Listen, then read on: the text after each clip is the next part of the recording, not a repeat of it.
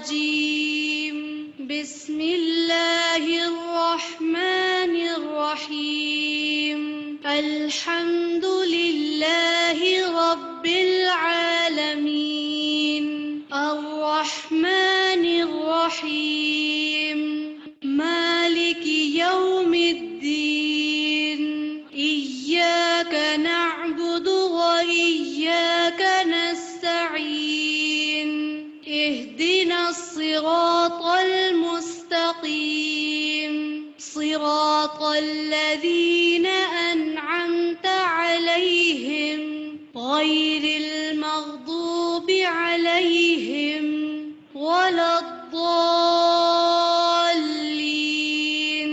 آمين.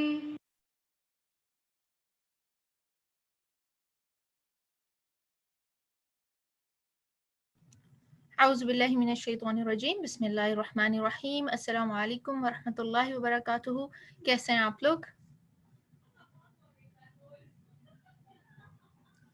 میری آواز کلیئر ہے؟ بریک تو نہیں ہو رہی؟ چلیں الحمدللہ. چلیں دعا کے ساتھ آج کے سیشن کا آغاز کریں گے. نحمد و نصلی علی رسول الکریم اما بعد فاعوذ باللہ من الشیطان الرجیم بسم اللہ الرحمن الرحیم رب اشرح لی صدری ویسر لی امری واحلل عقدۃ من لسانی یفقہوا قولی. اللہم اجعل عملی کلہ صالحا واجعلہ لوجہک خالصا ولا تجعل لأحد فی شیئا آمین الہی آمین. الحمدللہ میں بھی ٹھیک ہوں. جزاک اللہ خیر کثیر. آپ پوچھنے کا اللہ کا احسان ہے. اللہ سبحانہ تعالیٰ کی بہت ساری نعمتوں کے ساتھ اللہ نے موقع دیا کہ ہم اس کو استعمال کر سکیں. آج کی دعا دیکھ لیتے ہیں انشاءاللہ. جو پیچھے ہم دعائیں کرتے ہیں ہر سیشن میں، آپ لوگ ان کو مطلب یاد کر رہے ہیں، اپنی روٹین میں ان کو شامل کیا ہوا آپ نے، اور نہیں بھی یاد تو دیکھ کے بھی پڑھ سکتے ہیں. قرآنی اور مسنون دعائیں جو ہیں ہماری جو الہدیٰ کی بکلیٹ ہے اس کے اندر یہ ہیں، اور پھر بہت ساری جو ہیں وہ ہمیں یاد بھی ہوتی ہیں. چلیں آج کی جو دعا ہے، اعوذ باللہ من الشیطان الرجیم اللہم انی اعوذ برضاک من سخطک وبمعافاتک من عقوبتک واعوذ بک منک لا احصی ثناء علیک انت کما اثنیت علی نفسک. اے اللہ میں تیرے غصے کی نسبت تیری رضا کی، تیرے عذاب کی نسبت تیری عافیت چاہتا ہوں، اور میں تجھ سے تیری ہی پناہ چاہتا ہوں یا چاہتی ہوں. مجھ میں تیری تعریف کرنے کی طاقت نہیں، تو ایسا ہی ہے جیسے تو نے خود اپنی تعریف کی ہے. بہت خوبصورت دعا ہے. بہت بعض دفعہ ایسے سچویشن آ جاتی نا کہ ہم یہ چاہتے ہیں کہ بہت پیارے الفاظ اور ہم اللہ سبحانہ تعالیٰ کا شکر ادا کریں، یا بہت ایکسائٹیڈ کب ہوتے ہیں تو اللہ کا شکر ادا کرنے کو دل کرتا ہے اور سمجھ نہیں آ رہی ہوتی تو کیا کریں. تو یہ جو دعا ہے نا اس کے حساب سے پرفیکٹ دعا ہے، بڑی خوبصورت اور جامع دعا ہے. حدیث دیکھتے ہیں اس کی کہ کیا اس کے بارے میں کیا آیا ہے. ام المؤمنین سیدہ عائشہ رضی اللہ تعالیٰ عنہ سے روایت ہے کہ میں نے ایک رات بچھونے پر رسول اللہ صلی اللہ علیہ وسلم کو نہ پایا. میں نے ڈھونڈا تو میرا ہاتھ آپ صلی اللہ علیہ وآلہ وسلم کے تلوے پر پڑا. آپ صلی اللہ علیہ وسلم سجدے میں تھے اور دونوں پاؤں کھڑے تھے اور فرما رہے تھے اللہم اعوذ برضاک من سخطک وبمعافاتک من عقوبتک واعوذ بک منک لا احصی ثناء علیک انت کما اثنیت علی نفسک. یعنی کہاں پڑھے تھے آپ صلی اللہ علیہ وسلم؟ اس کو سجدے میں پڑھے تھے، جس سے ہمیں یہ بھی پتہ چلا کہ سجدے میں بھی یہ دعا پڑھی جا سکتی ہے. خوبصورت دعا ہے نا کہ اے اللہ میں تیرے غصے سے پناہ چاہتا ہوں. سخت غصے کا بہت وہ ہائیسٹ جسے کہتے ہیں درجہ ہے نا. وبمعافاتک، اللہ سبحانہ تعالیٰ کی ہر لمحہ اور ہر گھڑی ہمیں کیا چاہیے؟ عافیت چاہیے، نہ صرف ہماری صحت میں، ہمارے ہر کام میں، ہمارے دن رات کے جو معمولات ہیں ان میں، ہماری روزمرہ کی زندگی میں، ہمارے سونے میں، اٹھنے میں، جاگنے میں، کوئی بھی کام ہم کریں ہمیں کیا چاہیے؟ عافیت. اور عافیت کیا ہے؟ ہر طرح سے اللہ تعالیٰ کی حفظ و امان میں آ جانا اور ہمارا ہر کام سموتھلی ہوتا چلا جائے. اور پھر کیا ہے؟ پہلے تو ہو گئی کہ رضامندی اللہ کی ہمیں چاہیے، غصہ نہیں چاہیے. پھر اللہ تعالیٰ کی پناہ میں چاہیے.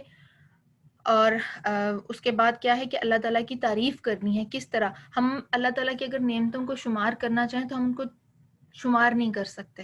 ایسا ہی ہے نا، اگر انسان اپنے اندر بھی دیکھنا شروع کرے تو ہم صرف اٹ سیلف اور انر سیلف میں بھی اگر ہم دیکھیں تو ہم شمار نہیں کر سکتے کہ ہمارے پاس اللہ تعالیٰ نے بولنے کی طاقت دی، سننے کی دی، ہمیں کوآرڈینیٹڈ بنایا. بہت سارے لوگ ہوتے ہیں نا جن کی کوآرڈینیشن نہیں ہوتی، جن کا برین اور ہینڈ موومنٹ یا لیگ موومنٹ وہ ساتھ میں کام نہیں کرتا، پھر جس کو ہم مختلف نام دیتے ہیں نا ڈسیبلٹیز میں. جی، تو اگر ہم اپنے آپ میں دیکھیں تو یہ کتنی بڑی اللہ کی بلیسنگ ہے نا کہ ہم جو سن رہے ہیں وہ فوراً ہمیں سمجھ آتا ہے. الحمدللہ ہم سوتے ہیں، اٹھتے ہیں، بیٹھتے ہیں، جاتے ہیں، روٹین کی طرح ہم اس کو فار گرانٹیڈ لے کے وہ کام کیے چلے جا رہے ہیں. تو یہ کیا ہے؟ اللہ سبحانہ تعالیٰ کی نعمتیں. اگر ہم ہر اس نعمت کا شکر ادا کریں تو ہم تو شمار بھی نہیں کر سکتے نا. تو وہی کہا گیا کہ من کلا اسی سنان علیک، کہ میں اسی طرح آپ کی تعریف کرتی ہوں جیسے کہ آپ نے خود اپنی تعریف کی ہے. اور اللہ تعالیٰ نے اپنی تعریف کہاں کی ہے؟ قرآن پاک جب ہم پڑھتے ہیں تو بے شمار جگہوں پہ اللہ سبحانہ تعالیٰ اپنی نشانیاں دکھاتے ہیں اور ہم سے سوال بھی کرتے ہیں. تو یہ بہترین طریقہ ہے اللہ سبحانہ تعالیٰ کی تعریف بیان کرنے کا، اللہ سبحانہ تعالیٰ سے دعا مانگنے کا. ایک ہوتا ہے نا کہ سیدھی اپنی حاجت رکھ دیتے ہیں. بہت ساری دعائیں ایسی نا جو صرف اعوذ باللہ اللہم انی اعوذ بک سے شروع ہوتی ہیں اور حاجت پہ ہی ختم ہو جاتی ہیں. ہم نے پچھلے ویک بھی ایسی ایک دعا کی تھی، اس سے پچھلی دفعہ بھی ایسی دعا کی تھی. کچھ دعائیں ایسی ہیں اس میں کیا ہے کہ اللہ سبحانہ تعالیٰ کی حمد و ثنا ہوتی ہے صرف. جیسے صبح شام کے جو اذکار ہیں، سبحان اللہ و بحمدہ عدد خلقی، اس میں صرف اللہ تعالیٰ کی تعریف ہے. یہ کمبینیشن ہے، مانگ بھی رہے ہیں، غصے سے بھی پناہ مانگ رہے ہیں، عافیت بھی مانگ رہے ہیں، رضامندی بھی چاہ رہے ہیں، اور پھر کیا ہے؟ اللہ تعالیٰ کی تعریف بھی کر رہے ہیں. ٹھیک، تو اس دعا کو لے کے کوئی کوشچن آپ کے ذہن میں آتا ہے یا کہیں سے سمجھ نہ آئی ہو؟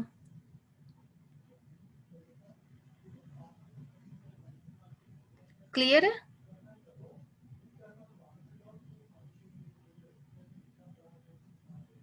چلیں الحمدللہ. کوئی کوشچن آتا ہے ذہن میں یا کچھ آپ اس میں ایڈ کرنا چاہیں، کوئی کچھ کامنٹ ایڈ کرنا چاہیں تو وہ بھی آپ کر سکتے ہیں.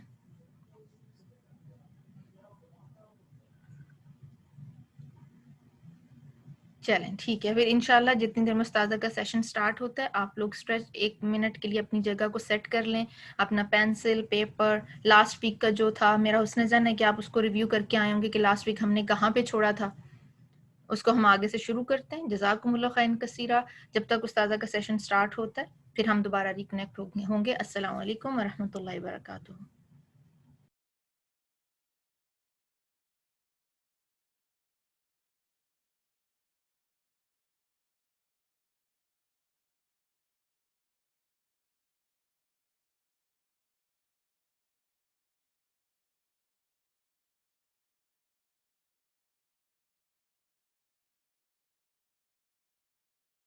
محمد وعلى آل محمد كما صليت على إبراهيم وعلى آل إبراهيم إنك حميد مجيد.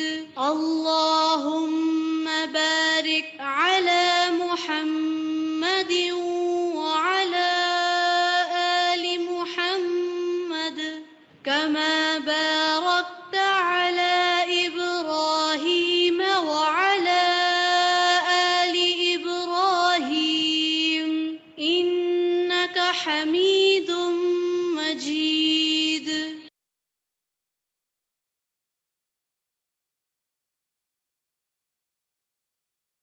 اللهم صل على محمد وعلى آل محمد كما صليت على إبراهيم وعلى آل إبراهيم إنك حميد مجيد. اللهم بارك على محمد وعلى آل محمد كما باركت على إبراهيم وعلى آل إبراهيم حميد مجيد. الله أكبر الله أكبر الله أكبر لا إله إلا الله. الله أكبر الله أكبر ولله الحمد. الله أكبر الله أكبر الله أكبر لا إله إلا الله. الله أكبر الله أكبر ولله الحمد. الله أكبر الله أكبر الله أكبر لا إله إلا الله.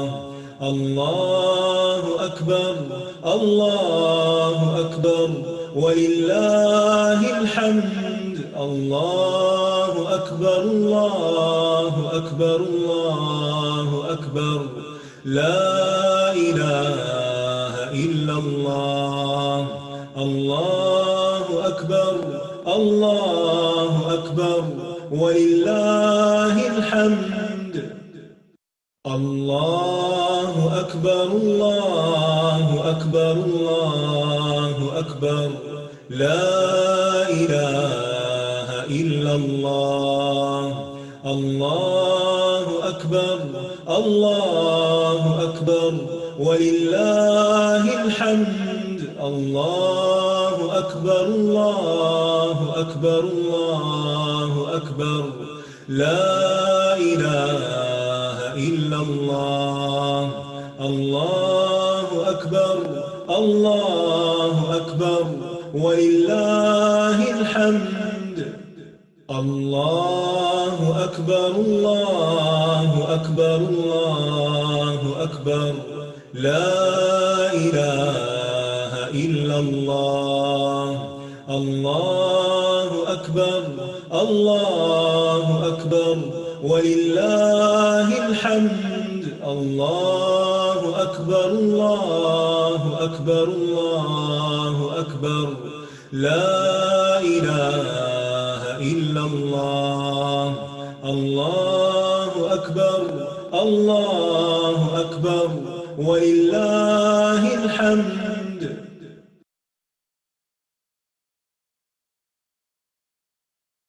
الله أكبر الله أكبر الله أكبر لا إله إلا الله. الله أكبر الله أكبر ولله الحمد. الله أكبر الله أكبر الله أكبر لا إله إلا الله. الله أكبر الله أكبر ولله الحمد. الله أكبر الله أكبر الله أكبر لا إله إلا الله. الله أكبر الله أكبر ولله الحمد. الله أكبر الله أكبر الله أكبر لا إله إلا الله. الله أكبر الله أكبر ولله الحمد.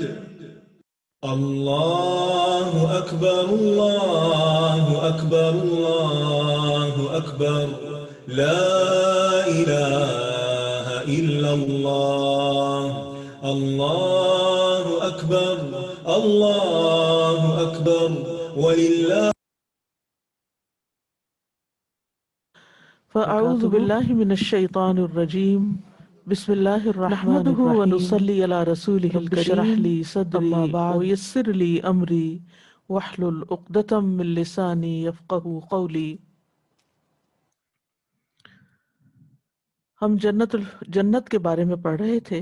آج ہم انشاءاللہ کچھ بات جنت کے درجات کے بارے میں کریں گے، پھر جنت الفردوس کے بارے میں، جنت کی وسعت کے بارے میں، جنت کے باغات اور درختوں کے بارے میں۔ تو انشاءاللہ ہم شروع کرتے ہیں قرآن مجید کی ان آیات سے جو سورۃ قاف میں اللہ تعالیٰ نے جنت کے بارے میں فرمائی۔ وَأُزْلِفَتِ الْجَنَّةُ لِلْمُتَّقِينَ غَيْرَ بَعِيدٍ هَذَا مَا تُوعَدُونَ لِكُلِّ أَوَّابٍ حَفِيظٍ من خشي الرحمن بالغيب وجاء بقلب منيب ادخلوها بسلام ذلك يوم الخلود لهم ما يشاءون فيها ولدينا مزيد۔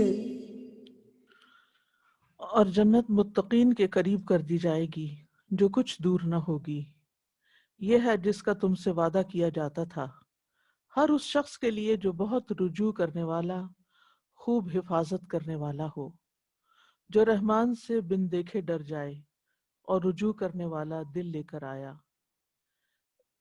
اس میں سلامتی کے ساتھ داخل ہو جاؤ، یہی ہمیشہ رہنے کا دن ہے، ان کے لیے جو کچھ وہ چاہیں گے اس میں ہوگا، اور ہمارے پاس مزید بھی ہے۔ تو ہم پڑھ رہے تھے جنت کے درجات کے بارے میں، اور ادنا درجے کے جنتی کے بارے میں۔ صحیح ترغیب و ترہیب میں آتا ہے کہ پل صراط سے بچ کر نکلنے والا آخری شخص بچنے کے بعد اللہ کا شکر ادا کرے گا۔ وہ کہے گا کہ اللہ کا شکر ہے جس نے مجھے وہ عطا کیا جو کسی کو عطا نہیں کیا۔ اس نے مجھے جہنم سے نجات دی جبکہ میں نے اسے دیکھ لیا۔ پھر اسے جنت کے دروازے کے پاس واقع نہر کی طرف لے جایا جائے گا، سو وہ غسل کرے گا، پس اس کی طرف اہل جنت کی خوشبو اور ان کے رنگ لوٹ آئیں گے، تو جو کچھ جنت میں ہے وہ اس کو دروازے کی درز سے دیکھے گا، یعنی سوراخ سے دیکھے گا، اور کہے گا اے میرے رب مجھے جنت میں داخل کر دے۔ تو اللہ تعالیٰ اس سے فرمائے گا کیا تو جنت کا سوال کر رہا ہے جبکہ میں نے تجھے جہنم سے نجات دے دی؟ پس وہ کہے گا اے میرے رب میرے اور اس کے درمیان ایسا پردہ بنا دے تاکہ میں اس کی آہٹ نہ سن سکوں۔ پھر وہ جنت میں داخل کر دیا جائے گا۔ اس کو اپنے سامنے اوپر ایک منزل دکھائی دے گی، گویا کہ اب وہ جس میں پہنچ چکا ہے وہ ایک خواب ہے۔ سو وہ کہے گا اے میرے رب مجھے یہ منزل عطا کر دے۔ تو اللہ تبارک و تعالیٰ اس سے فرمائے گا شاید کہ اگر میں تجھے وہ دے دوں تو تو اس کے علاوہ بھی مانگے۔ پس وہ کہے گا نہیں، مجھے تیری عزت کی قسم میں تجھ سے اس کے علاوہ کچھ اور نہیں مانگوں گا، اور اس سے اچھی اور کون سی منزل ہوگی؟ پھر وہ اسے دے دی جائے گی تو وہ اس میں اتر جائے گا۔ پھر اس کو اپنے سامنے ایک اور منزل دکھائی دے گی، گویا کہ اب وہ جس میں پہنچ چکا ہے وہ ایک خواب ہے۔ وہ کہے گا اے میرے رب مجھے یہ منزل دے دے۔ تو اللہ تبارک و تعالیٰ اس سے فرمائے گا شاید کہ اگر میں تجھے وہ دے دوں تو تو اس کے علاوہ بھی مانگے گا۔ پس وہ کہے گا نہیں اے میرے رب مجھے تیری عزت کی قسم اس سے اچھی اور کون سی منزل ہوگی؟ چنانچہ وہ اسے دے دی جائے گی، سو وہ اس میں اتر جائے گا اور پھر خاموش ہو جائے گا۔ پھر اللہ سبحانہ و تعالیٰ جس کا ذکر بلند ہے فرمائے گا تجھے کیا ہوا، تو مانگ نہیں رہا؟ تو وہ کہے گا اے میرے رب میں تجھ سے مانگ چکا، یہاں تک کہ میں تجھ سے شرمانے لگا، اور میں نے قسم کھا کر کہا تھا کہ اب اور نہیں مانگوں گا، یہاں تک کہ اب مجھے مانگتے ہوئے تجھ سے شرم آتی ہے۔ تو اللہ سبحانہ و تعالیٰ فرمائے گا کیا تو خوش نہیں کہ میں تجھے دنیا کی پیدائش سے لے کر، یعنی جب سے دنیا بنی، اس کے فنا کرنے کے دن تک کی مانند اور 10 گنا زیادہ دے دوں؟ یعنی جتنی چیزیں اول سے آخر تک دنیا میں بنائی گئیں وہ بھی، اور اس سے 10 گنا اور زیادہ۔ تو وہ کہے گا کہ اللہ کیا تو مجھ سے مذاق کرتا ہے، حالانکہ تو تو رب العزت ہے۔ پس رب تبارک و تعالیٰ اس کی اس بات پر ہنسے گا۔ راوی کہتے ہیں کہ میں نے عبداللہ بن مسعود کو دیکھا کہ جب وہ اس حدیث کے اس مقام پر پہنچے تو ہنس پڑے۔ تو ایک شخص نے ان سے کہا اے ابو عبد الرحمن، میں نے آپ کو دیکھا ہے کہ آپ یہ حدیث کئی بار سناتے ہیں اور جب اس مقام پر پہنچتے ہیں تو آپ ہنس دیتے ہیں۔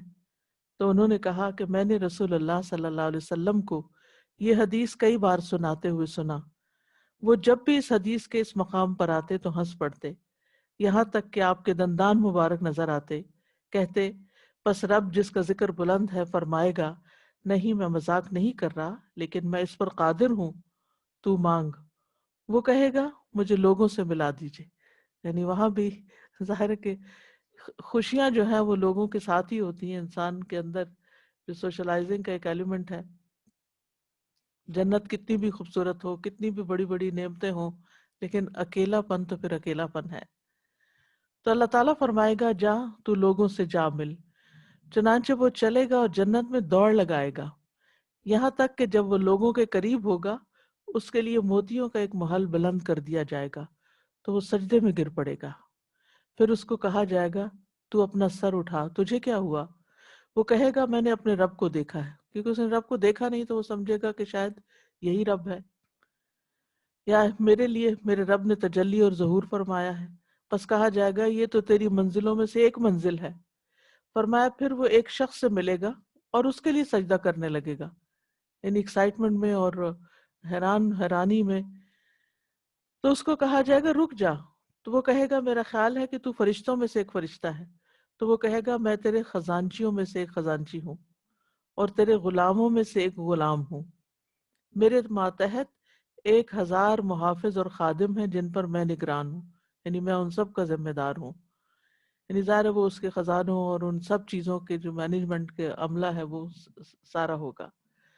فرمایا پھر وہ اس کے آگے آگے چلے گا یہاں تک کہ اس کے لیے محل کھول دیا جائے گا، وہ محل خولدار موتیوں کا ہوگا، اس کی چھتیں، اس کے دروازے، اس کے تالے، اس کی چابیاں خولدار موتی سے بنی ہوں گی۔ پھر ایک سبز موتی اس کا استقبال کرے گا جس کے اندرونی حصے میں سرخی ہوگی، یعنی باہر سے سبز اور اندر سے سرخ ہوگا۔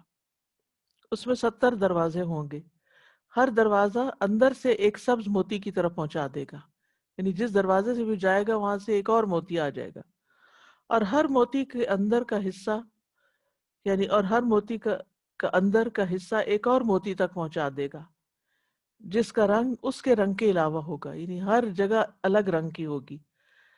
ہر موتی پہ پلنگ ہوں گے، بیویاں ہوں گی، خادمائیں ہوں گی، ان میں سب سے کم درجے والی عورت موٹی موٹی انتہائی خوبصورت آنکھوں والی ہوگی، اس پر 70 جوڑے ہوں گے، اس کی پنڈلی کا گودا اس کے جوڑوں سے نظر آ رہا ہوگا، یہ جوڑوں سے باہر نظر آ رہا ہوگا، یعنی اتنی کرسٹل کلیئر اس کی سکن وغیرہ ہوگی۔ عورت کا جگر مرد کے لیے آئینہ ہوگا، یعنی شیشے کی طرح ہوگا، اور مرد کا جگر عورت کے لیے آئینہ ہوگا۔ جب بھی جنتی اس حور عین سے نظر ہٹا کر واپس دوبارہ دیکھے گا تو وہ اس کی نظر میں 70 گنا زیادہ حسین ہو چکی ہوگی۔ پھر اس سے کہا جائے گا دیکھو، تو وہ جھانکے گا، پس اس کو کہا جائے گا تیری بادشاہت کی مسافت 100 سال کے برابر ہے اور تیری نگاہ پوری جنت کو دیکھ لے گی۔ اس پر عمر رضی اللہ عنہ نے فرمایا اے کعب، تم نہیں سن رہے کہ ابن ام اب جو ہیں یعنی ابن مسعود جو حدیث بیان کر رہے ہیں وہ ادنا مرتبے کے جنتی کے بارے میں ہیں، تو اعلیٰ جنتی کا کیا حال ہوگا؟ انہوں نے کہا اے امیر المومنین، جسے کسی آنکھ نے نہیں دیکھا، کسی کان نے نہیں سنا، بے شک اللہ بلند ذکر والے نے ایک ایسا گھر تیار کیا ہے جس میں اس نے جو چاہا رکھا، بیویاں ہیں، پھل اور میوے اور مشروبات ہیں، پھر اس پر مہر لگا دی، پھر اسے اس کی مخلوق میں سے کسی نے نہیں دیکھا، نہ جبریل نے، نہ ان کے علاوہ کسی اور فرشتے نے۔ پھر کعب نے یہ آیت تلاوت فرمائی فَلَا تَعْلَمُ نَفْسٌ مَّا أُخْفِيَ لَهُم مِّن قُرَّةِ أَعْيُنٍ جَزَاءً بِمَا كَانُوا يَعْمَلُونَ، کوئی نفس نہیں جانتا کہ اس کی آنکھوں کی ٹھنڈک اور راحت کے لیے کیا چھپایا گیا ہے، یہ ان کی وہ جزا ہے جو انہوں نے کام کیے، یعنی جنہوں نے عمل کیے اور جو بڑے درجے کے جنتی ہیں ان کی جنتیں تو کسی نے دیکھی تک نہیں، کسی فرشتے تک نے، حتیٰ کہ جبریل علیہ السلام نے بھی نہیں دیکھی۔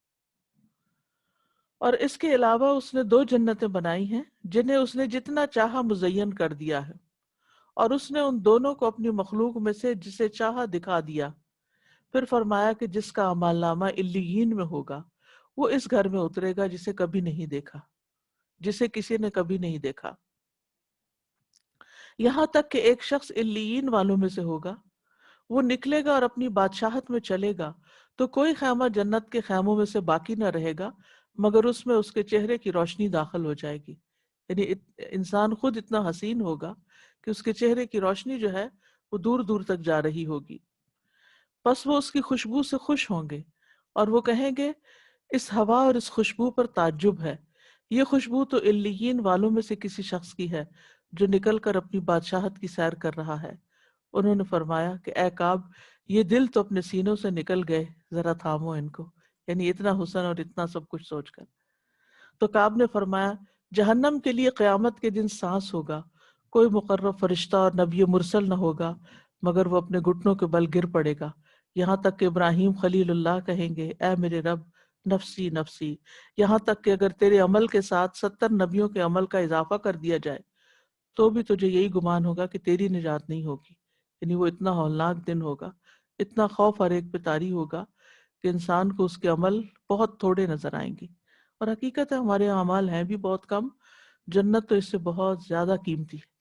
لیکن جنت کے لیے جو سب سے قیمتی چیز ہے وہ اخلاص ہے، توحید ہے، اللہ کی عبادت ہے، اللہ کے ساتھ کسی کو شریک نہ کرنا ہے. اسی طرح آخری جنتی کی جنت کے بارے میں صحیح مسلم میں آتا ہے، رسول اللہ صلی اللہ علیہ وسلم نے فرمایا کہ موسیٰ علیہ السلام نے ایک مرتبہ اپنے رب سے پوچھا کہ جنت والوں میں سے سب سے کم درجے کا کون سا آدمی ہوگا؟ اللہ تعالیٰ نے فرمایا وہ ایک آدمی ہوگا جو سارے جنتیوں کے جنت میں داخل ہونے کے بعد جنت میں داخل ہوگا. اس آدمی سے کہا جائے گا کہ جاؤ جنت میں داخل ہو جاؤ. وہ آدمی کہے گا میرے رب میں کیسے جاؤں؟ وہاں تو سب لوگوں نے اپنی اپنی منزلوں اور اپنی اپنی جگہوں کو متعین کر لیا، یعنی ہر ایک نے اپنی جگہ آکیوپائی کر لی ہیں. جنت کے تمام محلات پر سب جنتیوں نے قبضہ کر لیا ہے. تو پھر اس آدمی سے اللہ تعالیٰ فرمائیں گے کہ کیا تو اس پر راضی ہے کہ تجھے اتنی بادشاہی دی جائے جتنی دنیا کے بادشاہ کے پاس تھی؟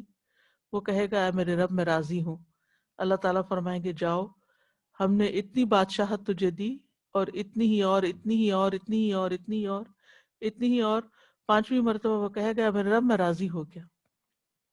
اللہ تعالیٰ فرمائیں گے تو یہ بھی لے لو اور اس کا 10 گنا اور بھی لے لو، اور جو تیری طبیعت چاہے اور جو تمہاری آنکھوں کو اچھا لگے وہ بھی لے لو. وہ کہے گا رب میں راضی ہو گیا. تو آپ سوچئے کہ اس جنت کے حصول کے لیے کتنی محنت چاہیے،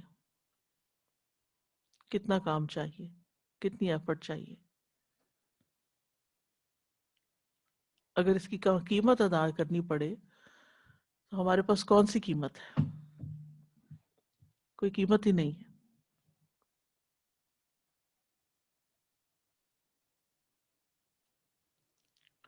اور یہی وجہ ہے کہ اہل جہنم کے مقابلے میں اہل جنت بہت تھوڑے ہوں گے، بہت کم ہوں گے. انسانوں کی جو اکثریت ہے وہ جہنم میں جائے گی کیونکہ وہ اپنی خواہشات کے پیچھے، ابلیس کے پیچھے، ان چیزوں کے دنیا کے پیچھے بھاگتے رہے. پھر سب سے بڑے درجے والا جنتی، صحیح مسلم کی روایت میں آتا ہے موسیٰ علیہ السلام نے پوچھا کہ سب سے بڑے درجے والا جنتی کون سا ہے؟ اللہ تعالیٰ نے فرمایا وہ لوگ ہیں جن کو میں نے خود منتخب کیا ہے. سبحان اللہ، اللہ نے چن لیا ان بندوں کو اور ان کی بزرگی اور عزت کو اپنے ہاتھ سے بند کر دیا اور پھر اس پر مہر بھی لگا دی. تو یہ چیزیں نہ تو کسی آنکھ نے دیکھی ہیں اور نہ کسی کان نے سنی ہیں اور نہ ہی کسی انسان کے دل پر ان نعمتوں کا خیال گزرا ہے. اس کا مصداق اللہ تعالیٰ کی آیت کی یہ کتاب ہے فَلَا تَعْلَمُ نَفْسٌ مَّا أُخْفِيَ لَهُم مِّن قُرَّةِ أَعْيُنٍ.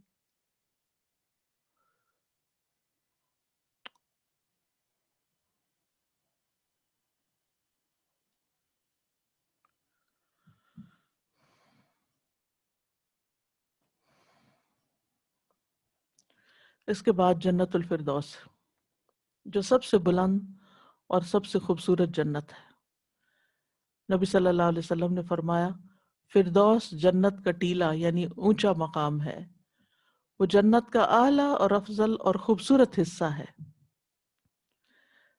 نبی صلی اللہ علیہ وسلم نے فرمایا جب تم اللہ سے سوال کرو تو جنت الفردوس کا سوال کرو، کیونکہ وہ جنت کا اعلیٰ اور افضل حصہ ہے۔ یعنی مانگنے میں کیا مشکل ہے، اللہ تعالیٰ کے لیے دینے میں کچھ مشکل نہیں، تم مانگو اس سے۔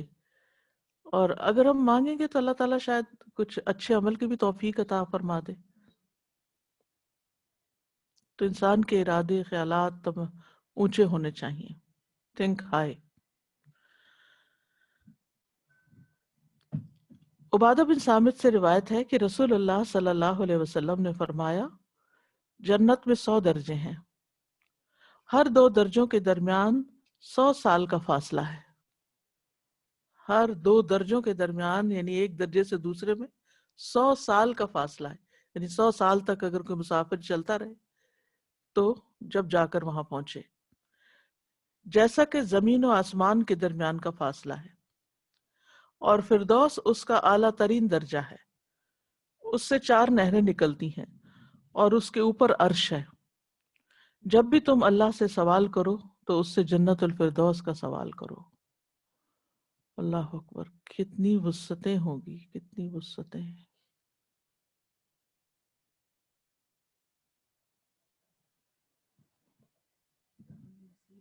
آمین۔ آپ سوچئے کہ زمین و آسمان کے درمیان کا فاصلہ، پھر 7 آسمان ہیں ایک کے اوپر ایک طباقہ، پھر اس کے بعد جنتیں ہیں، پھر ان کے 100 درجے ہیں، اور بعض روایات میں جو قرآن کی جتنی آیتیں ہیں اتنے ہیں، اور پھر وہ بلند ترین جنت الفردوس، اور پھر اس کے اوپر رحمان کا عرش۔ اتنی ہمارا امیجنیشن تھک جاتا ہے کہ ہم وہاں تک امیجنیشن میں بھی نہیں پہنچ پاتے کہ جتنی بلندی ہے۔ اس کے لیے بلند ایمان اور بلند اخلاق اور اچھے کاموں کی ضرورت ہے۔ مائک کھول لیجیے۔ میں سوچ رہی تھی کہ کتنے چھوٹے چھوٹے اعمال کے ساتھ بھی جنت کو کنیکٹ کیا گیا، جیسے چھوٹی سی بات ہے کہ وضو کے بعد آپ پڑھیں وہ دعائیں وضو کے بعد کی، تو اس کے ساتھ دروازے کھل جاتے ہیں۔ پھر کل میں بچوں کو وہ سید الاستغفار سکھا رہی تھی، اس میں ہے کہ صبح اگر پڑھیں تو شام تک کوئی اس میں فوت ہو جائے تو جنت میں جائے گا۔ تو کئی اتنے چھوٹے چھوٹے اعمال ہیں، وہ بھی شیطان ہمیں جو ہے وہ بھلوا دیتا ہے، بھلوا دیتا ہے، وہ ہم کرنا بھول جاتے ہیں۔ ہمارے نظر میں دنیا کے جو سامنے کام نظر آ رہے ہوتے ہیں وہ زیادہ اہم ہوتے ہیں، اس لیے ہم ان چیزوں سے غافل ہو جاتے ہیں اور ان کے لیے وقت نہیں نکالتے۔ حالانکہ صرف ارادے کی بات ہے، نیت کی بات ہے اور چاہت کی بات ہے نا۔ شوق کس چیز کا ہے؟ ہم نے شوق دنیا کی چیزوں کے ساتھ لگا لیا۔ اور یہ جو 12 سنتیں ہیں، ان کو بھی ہم اگر کرنا چاہیں تو کر سکتے ہیں، ارادہ بس کر لیں، وقت بھی نکل باقی چیزوں کے لیے اگر وقت نکل آتا ہے تو کیا انہی کاموں کے لیے وقت نہیں ہے؟ سوچنے کی بات ہے نا۔ اور پھر طلبگار جنت کے،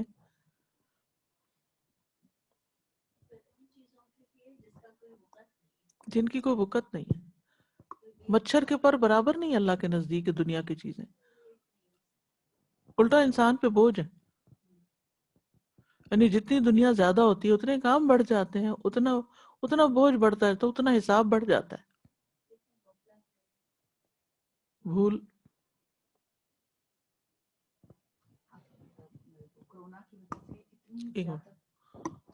کورونا کی وجہ سے اتنی زیادہ احتیاط کی جا رہی ہے، جوتے تک سپرے کر کے اندر لے کے جاتے ہیں کلینکس میں۔ اتنا زیادہ مطلب پہلے ایسے لگتا ہے جیسے ہم پتہ نہیں کون سے زون میں جانے لگے ہیں، اور کیا ہونے والا ہے، ویئر از یور ماسک، 10 چیزیں پوچھیں گے کہ کیا کیا، پھر 4 دفعہ سینیٹائز کرائیں گے۔ میں کلینک کی بات کری، ڈاکٹرز کے ابھی ہو کے آئی تھوڑی دیر پہلے۔ یقین کریں میرے مائنڈ میں یہی چاہ رہا تھا کہ اگر ہم دنیا میں ایسے ہی سیفٹی کا احتیاط اور محتاط زندگی گزاریں کہ ہمارے جسم پہ، ہمارے پیر ایسی جگہ پہ نہ جائیں، ایسی جگہ ہم کانوں سے نہ سنیں، ایسی جگہ نہ مطلب انٹر ہوں، تو اللہ اکبر ہم کتنے بچ جائیں۔ لیکن ہمیں وہ اس وقت ہمیں شیطان ہے سب بہکاتا ہے کہ ہمارے سے منہ سے غیبت بھی نکل جاتی ہے، سارے کام ہو جاتے ہیں۔ اللہ معاف کر دے۔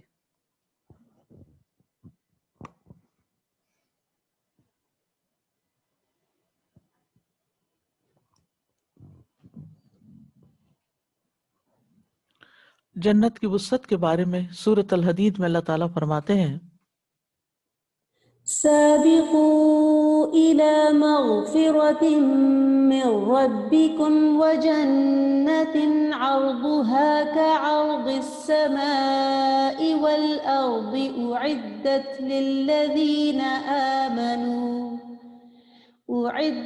للذين آمنوا بالله ورسله ذلك فضل الله يؤتيه من يشاء والله ذو الفضل العظيم. اپنے رب کی بخشش اور اس جنت کی طرف ایک دوسرے سے آگے بڑھو جس کی چوڑائی آسمان اور زمین کی چوڑائی کی طرح ہے، یعنی یہ آسمان اور زمین اس کے اندر سما جائیں. وہ ان لوگوں کے لیے تیار کی گئی ہے جو اللہ اور اس کے رسولوں پر ایمان لائے. یہ اللہ کا فضل ہے، وہ اسے اس کو دیتا ہے جسے وہ چاہتا ہے، اور اللہ بہت بڑے فضل والا ہے. تو یہ سراسر اللہ سبحانہ تعالیٰ کا فیصلہ ہوگا کہ کس کو جنت میں جانا چاہیے اور کس کو نہیں. اس لیے اللہ تعالیٰ سے اس کا فضل مانگتے رہنا چاہیے کہ اللہم انی اسألک من فضلک فإنہ لا یملکھا الا انت، کہ تیرے فضل کا مالک بس تو ہی ہے، تو تجھ سے ہی میں تیرے فضل کا سوال کرتا ہوں. پھر جنت کے باغات کے بارے میں قرآن مجید میں کچھ ڈسکرپشنز آتی ہیں. سورۃ الرحمن میں آتا ہے وَلِمَنْ خَافَ مَقَامَ رَبِّهِ جَنَّتَانِ فَبِأَيِّ آلَاءِ رَبِّكُمَا تُكَذِّبَانِ ذَوَاتَا أَفْنَانٍ. اور جو شخص اپنے رب کے سامنے کھڑے ہونے سے ڈرتا رہا، ڈرے گا تو پھر غلط کام بھی چھوڑ دے گا، اس کے لیے 2 باغ ہوں گے. پس تم اپنے رب کی کون کون سی نعمتوں کو جھٹلاؤ گے؟ وہ دونوں باغ لمبی لمبی اور بڑی بڑی شاخوں والے ہوں گے، یعنی اس کے درختوں کی شاخیں بہت دور دور تک پھیلی ہوئی ہوں گی. 2 گہرے سبز باغ ہوں گے. سورۃ الرحمن میں فرمایا وَمِن دُونِهِمَا جَنَّتَانِ فَبِأَيِّ آلَاءِ رَبِّكُمَا تُكَذِّبَانِ مُدْهَامَّتَانِ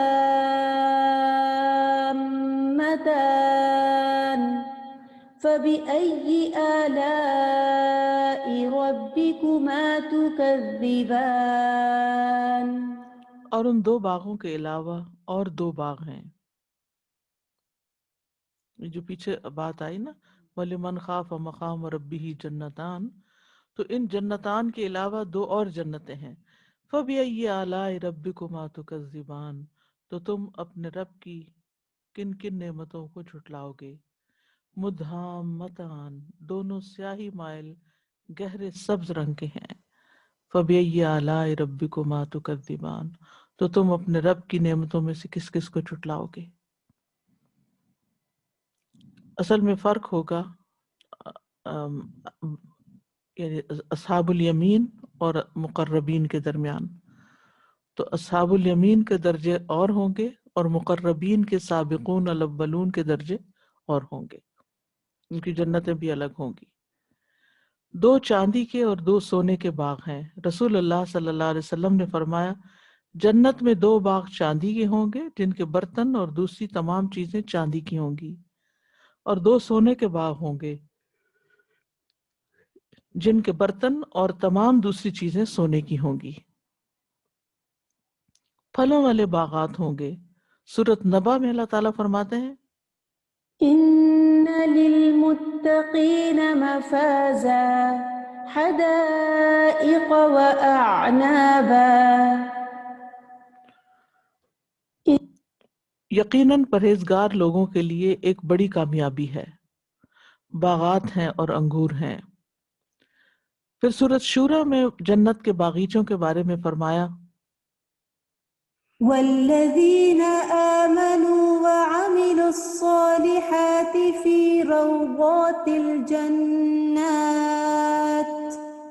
لهم ما يشاءون عند ربهم ذلك هو الفضل الكبير. اور وہ لوگ جو ایمان لائے اور انہوں نے نیک اعمال کیے وہ جنتوں کے باغوں میں ہوں گے، ان کے لیے جو وہ چاہیں گے ان کے رب کے پاس ہوگا، جو وہ چاہیں گے. یہی بہت بڑا فضل ہے. تو جنت کے ساتھ باغ کا جو تصور ہے وہ لازم و ملزوم ہے. یعنی جنت کو ڈرائی پلیس نہیں ہے، کوئی کنکریٹ کا جنگل نہیں ہے، بلکہ سرسبز باغوں پر مشتمل ہے جس میں پھل بھی ہوں گے اور دیگر تمام نعمتیں بھی ہوں گی، نہریں جاری ہوں گی اور چشمے بہہ رہے ہوں گے اور بہترین کمپینینز ہوں گے اور راحتیں ہی راحتیں ہوں گی. جی آپ کچھ کہنا گرینری ویسے ہی آنکھوں کے لیے. اور کبھی ایسی جگہ پہ میں ایکچولی جکارتا گئی تھی تو وہاں پر اس قسم کے لمبے بہت پرانے درخت تھے جن کے یہ جیسے لمبی جو ان کی ٹہنیاں اور شاخیں تھیں وہ اتنی، کیونکہ وہ کتنے 100 سال پرانی درخت ہیں اور ان کا بوٹینیکل گارڈن ہے، وہ انہوں نے اپنا خراب نہیں کیا، اس کو ریزرو جو پریزرو کیا ہوا. تو وہ دیکھ کر اندر گھستے ساتھ ہی ایک لمبے درخت اور اس کی لمبی شاخیں لٹک رہی، تو اتنا فیلنگ اتنی اچھی آتی ہے اس وقت. تو یہ تو جنت تو آپ مقابلہ ہی نہیں کر سکتے، وہ دیکھی نہیں کسی نے تو کیا ہوگا. سبحان اللہ. الحمدللہ. آسیہ کا سازا جی مجھے خیال آ رہا تھا کہ باغ کی، سبز جگہ کی، اوپن ایئر کی قدرتی خوبصورت نظاروں کی محبت انسان کے فطرت میں ہے، لیکن جو ہم بات کرتے ہیں نا کہ کئی چیزیں اب فطرت میں ڈسٹروائے کر لیتے ہیں، تو آپ دیکھیں کہ بچے اور youth when you give them an option آج کے کہاں جانا ہے، تو اگر انڈور انٹرٹینمنٹ ایریاز اور ورچوئل، آج کل تو گیمز ساری بھی اس طرح کی ورچوئل 3D تک کی ہو گئی ہیں، تو they would want to go there as opposed to a park. وہ کہتے ہیں اچھا پارک میں بار بار جا کے کیا کریں. تو I was trying to connect this کہ یہ کتنا ضروری ہے کہ ساتھ ساتھ یہ رکھا جائے، کیونکہ جنت کی جو ایک طلب اور ایک اٹریکشن ہے جب اس کا ذکر کیا جائے، اب ایک انسان فطری طور پہ گرو ہوتے ہوتے اس نے اپنی وہی بات کہ فطرت اگر مسخ ہو جائے اور اس کو انٹرسٹ ہی نہ ہو کہ مجھے تو جنت اٹریکٹ ہی نہیں کرتی، I don't even want to go to a garden. آپ دیکھیں کہ یعنی this can happen in 50-100 years down the road، جہاں ہر چیز وہ اگر ان کی سیٹسفیکشن ہی الیکٹرانکس اور نوائز اور ان چیزوں سے ہے تو they wouldn't be drawn towards it، حالانکہ اللہ تعالیٰ نے اندر رکھا ہے. تو یہ بھی بہت ضروری ہے کہ ہم ان چیزوں سے کنیکٹ رکھیں، ویدر پرمیسیبل، ہم نیچر کے ساتھ قدرتی آسمان، زمین، پہاڑ، جھرنے، نہریں، یہ سب کو اپنی محبتوں کا حصہ شامل رکھیں. ورنہ واقعی آپ بعض اوقات سنتے ہیں لوگوں سے، ان سے کہیں پارک نہیں، پارک جا کے کیا کرنا ہے، بس وہ سبزہ ہی تو ہے. یہ بھی سننے میں آتا ہے. بالکل. میں یہ سوچ رہی تھی کہ یہ جو مصنوعی چیزیں ہیں جس سے انسان خوشی لینے کی کوشش کر رہا ہے بہت ہی ٹیمپریری ہوتی ہے وہ، لیکن جب ہم اللہ کی شان بیان کرتے ہیں اور باہر جب نکلتے ہیں اور اس سبزے کو دیکھتے ہیں اور باہر جب نیچر کو دیکھ کے جب سمجھتے ہیں تو وہ ایکچولی انسائیڈ آپ کو افیکٹ کرتی ہے اس کی خوشی. اور اب جو ڈپریشن کا جو حال ہے اور جو گھٹن اور جو تنہائی کی جو فیلنگز لوگ بیان کرتے ہیں، بہت زیادہ بیان کرنے لگے ہیں کہ رونے لگتے ہیں اچانک، ان کی فیلنگ بہت ڈاؤن ہو رہی ہوتی ہے.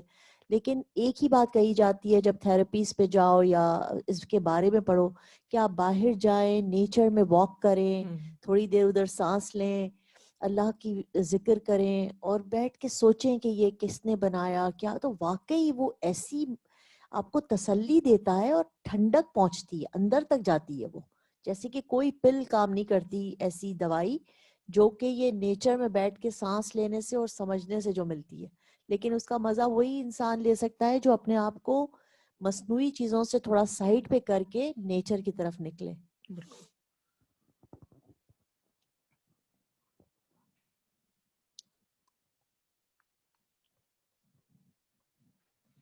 پھر جنت کے درخت ہیں، بڑے بڑے درخت ہوں گے اور لمبے سائے ہوں گے. ابو ہریرہ رضی اللہ عنہ سے روایت ہے کہ انہوں نے نبی صلی اللہ علیہ وسلم سے سنا تھا، آپ نے فرمایا جنت میں ایک درخت اتنا بڑا ہے کہ سوار اس کے سائے میں 100 سال تک چلے پھر بھی سایہ ختم نہ ہو. اگر تمہارا جی چاہے تو اس آیت کی قرات کر لو، وظل ممدود، اور ایسے سائے میں جو خوب پھیلا ہوا ہے. جنت کے درختوں کے پتے بھی بڑے بڑے ہیں. سورۃ الاعراف 22 میں فرمایا فدلاهما بغرور فلما ذاقا الشجرة بدت لهما سوآتهما وطفقا يخصفان عليهما من ورق الجنة وناداهما ربهما ألم أنهكما عن تلكما الشجرة وأقل لكما إن الشيطان لكما عدو مبين. پھر جب دونوں نے اس درخت کو چکھا تو ان کے لیے ان کی شرمگاہیں ظاہر ہو گئیں، اور دونوں جنت کے پتوں سے لے لے کر اپنے آپ پر چپکانے لگے. جس سے پتہ چلتا ہے کہ وہ پتے چھوٹے نہیں تھے، بڑے تھے، کہ جو جسم پہ چپکایا تو جسم ڈھک گیا، لباس کا کام دیا. رسول اللہ صلی اللہ علیہ وسلم نے فرمایا جنت کے ہر درخت کا تنا سونے کا ہے. پھر بغیر کانٹوں کے درخت ہوں گے. سورۃ الواقعہ میں فرمایا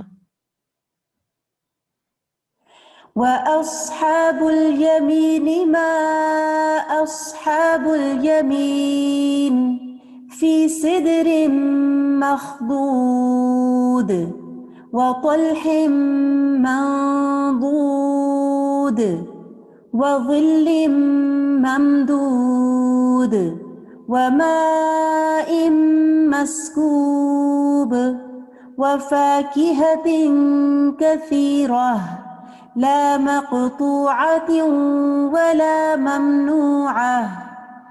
اور دائیں ہاتھ والے کیا ہی اچھے ہیں دائیں ہاتھ والے، وہ ایسی بیریوں میں ہوں گے جن کے کانٹے دور کیے ہوئے ہیں، اور ایسے کیلوں میں جو تہ بتہ لگے ہوئے ہیں، اور ایسے سائے میں جو خوب پھیلا ہوا ہے، اور بہت زیادہ پھلوں میں جو نہ کبھی ختم ہوں گے اور نہ ان سے کوئی روک ٹوک ہوگی. یعنی پھلوں کا سیزن جائے گا ہی نہیں، اور کوئی روکے گا بھی نہیں کہ بس ایک ہی کھانا ہے، دو نہیں ہے. بالکل، بچے بھی زیادہ کھانے لگے یا بڑے زیادہ کھانے لگے یا کوئی بھی، تو ہم فوراً روک دیتے ہیں کہ بس اپنے حصے کا ہی کھاؤ، زیادہ نہیں. یہاں پر سدر کا لفظ استعمال ہوا ہے. سدر کہتے ہیں بیری کا کانٹوں والا درخت، لیکن جنت میں اس کے کانٹے نہیں ہوں گے، یعنی کانٹے ختم کر دیے گئے ہوں گے.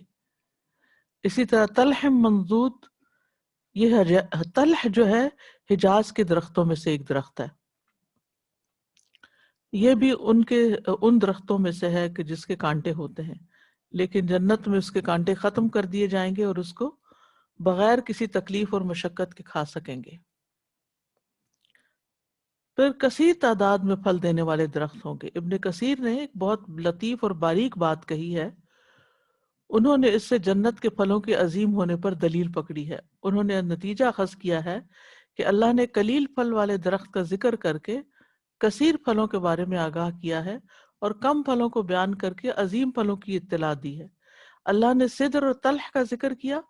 وہ کہتے ہیں جب دنیا میں بیری کا درخت بہت ہی کمزور سا پھل دیتا ہے جو کہ بیر ہے اور اس میں کانٹے بہت ہوتے ہیں، اور طلح کیکر کے درخت سے سائے کے سوا کچھ اور فائدہ نہیں ہوتا، لیکن جنت میں یہ دونوں درخت بہت زیادہ پھلوں والے اور انتہائی حسین اور جمیل ہوں گے، یہاں تک کہ ان کا ایک پھل کھانے کی اور رنگوں کی 70 اقسام کو ظاہر کرے گا.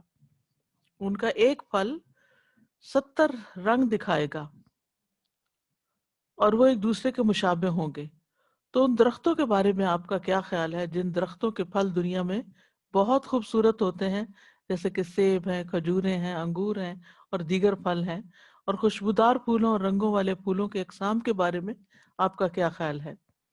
تو گویا جنت میں وہ کچھ ہے جو کسی آنکھ نے دیکھا نہیں، کسی کان نے سنا نہیں، اور کسی انسان کے دل میں اس کا خیال تک نہیں آیا. نسأل اللہ من فضلہ. پھر اسی طرح درختوں پر طرح طرح کے کھانے ہوں گے. عتبہ بن عبد السلمی سے مروی ہے، کہتے ہیں کہ میں رسول اللہ صلی اللہ علیہ وسلم کے پاس بیٹھا ہوا تھا تو ایک اعرابی آیا. اس نے کہا اے اللہ کے رسول، میں نے آپ کو جنت کے ببول نامی درخت کا تذکرہ کرتے ہوئے سنا ہے، میرا خیال ہے کہ دنیا میں وہ سب سے زیادہ کانٹوں والا درخت ہے۔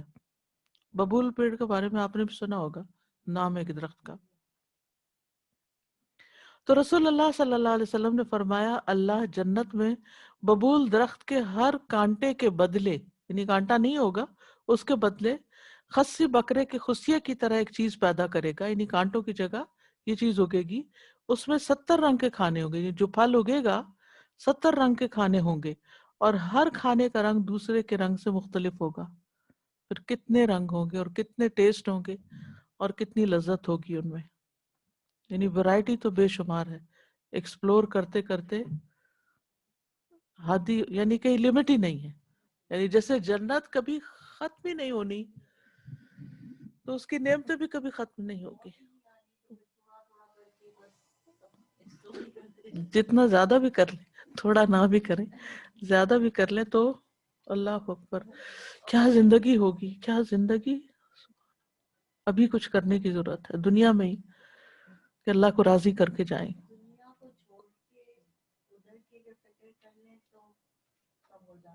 بالکل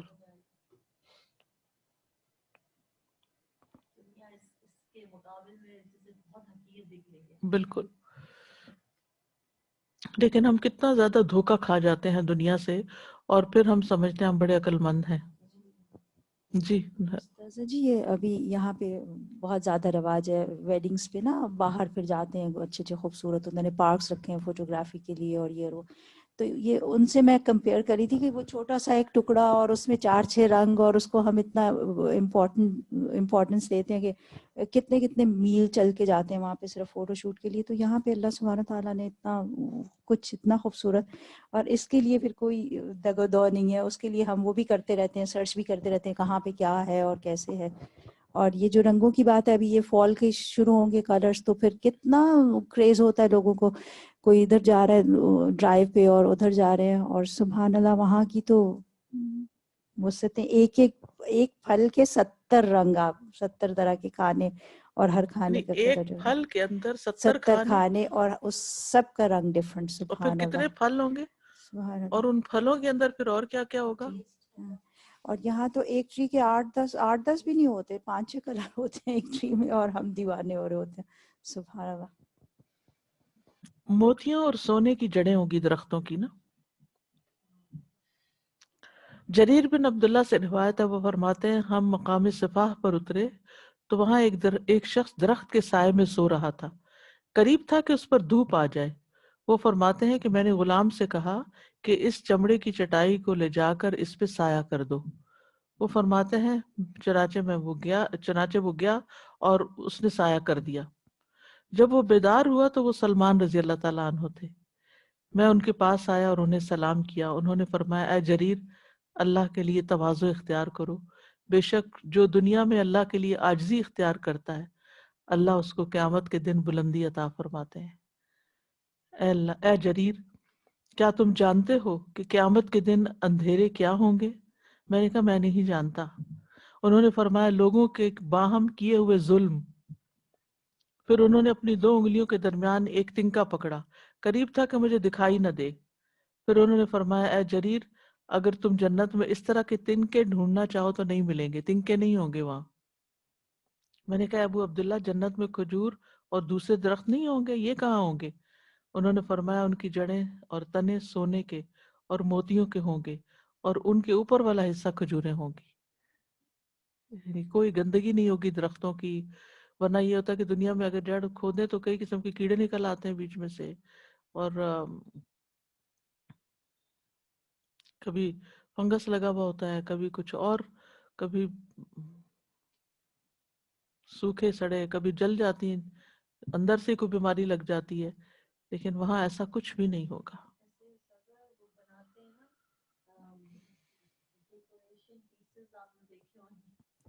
جیسے سروسکیز وغیرہ کی بڑی بڑی شاپس ہوتی ہیں نا کرسٹلز کی، تو ایسی چیزیں بناتے ہیں وہ، جیسے درختوں کے نیچے گولڈ لگا ہوا ہے، اینڈ لائک آئی مین موتی جڑے ہوئے ہیں، اینڈ یو فیل لائک اچھا اس کو خریدنا بھی بڑی رائلٹی ہے، اسے گھر میں رکھنا بھی بڑی رائلٹی ہے، but even you can't have a pal from it, right? کھجوریں نہیں لگتی نہیں کچھ نہ کھجوریں لگیں گی نہ کچھ, اور ڈر یہ ہوگا کہ یہ ٹوٹ جائے گا کیونکہ کرسٹل کا بنا ہوا اور پھر اتنا expensive, and you feel like یہ سارا کچھ کتنا ornaments ہیں بس خالی. لیکن اگر انسان سوچے کہ یہ تو ریئل ہوگا, میرے آس پاس ہوگا, اور ہم سوچ بھی نہیں سکتے کہ ریئل کیسے ہوگا, تنے کیسے گولڈ کے ہوئیں گے, اور چوری بھی نہیں ہو رہی ہوگی.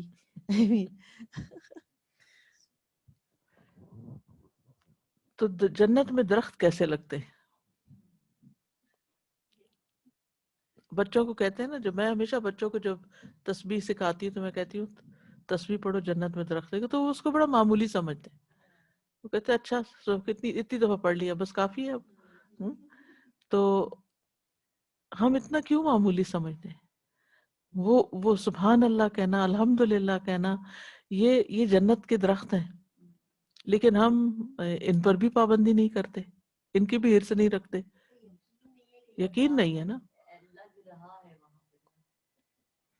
ابن مسعود کہتے ہیں رسول اللہ صلی اللہ علیہ وسلم نے فرمایا, جس رات مجھے معراج کرائی گئی میری ملاقات ابراہیم علیہ السلام سے ہوئی, تو انہوں نے کہا اے محمد اپنی امت کو میری طرف سے سلام پیش کرنا صلی اللہ علیہ وسلم, اور انہیں بتانا کہ جنت کی مٹی پاکیزہ اور عمدہ ہے, اس کا پانی میٹھا ہے, اور وہ ایک چٹیل میدان ہے, اور سبحان اللہ والحمد للہ ولا الہ الا اللہ واللہ اکبر کہنا وہاں درخت لگانا ہے. وہ تو کھلا میدان ہے, درخت آپ نے خود لگانے. اب یہ تسبیحات سے لگیں گے, یہ تسبیح جی بالکل. لیکن ہم بھول جاتے ہیں, او ہو آج تو یہ تسبیح رہ گئی. ایک اور روایت میں ہے, ابو ہریرہ کہتے ہیں کہ وہ پودا لگا رہے تھے اور رسول اللہ صلی اللہ علیہ وسلم ان کے پاس سے گزرے. فرمایا اے ابو ہریرہ کیا لگا رہے ہو؟ میں نے کہا اپنے لیے پودا لگا رہا ہوں. آپ نے فرمایا کیا میں تمہیں اس سے بہتر پودے نہ بتاؤں؟ ابو ہریرہ نے کہا کیوں نہیں اے اللہ کے رسول صلی اللہ علیہ وسلم. آپ نے فرمایا کہو سبحان اللہ والحمد للہ ولا الہ الا اللہ واللہ اکبر. ان میں سے ہر کلمے کے بدلے, یعنی جیسے سبحان اللہ کے بدلے الحمد للہ کے بدلے, جنت میں تمہارے لیے ایک ایک درخت لگا دیا جائے گا. کیا دنیا میں صرف منہ سے کوئی بات نکال کے اتنا عمل ہو جاتا ہے, یعنی کوئی چیز حاصل ہو جاتی ہے؟ یہ صرف منہ سے نکالنے ہی ہے نا کلمات, پھر بھی ہم مشکل میں.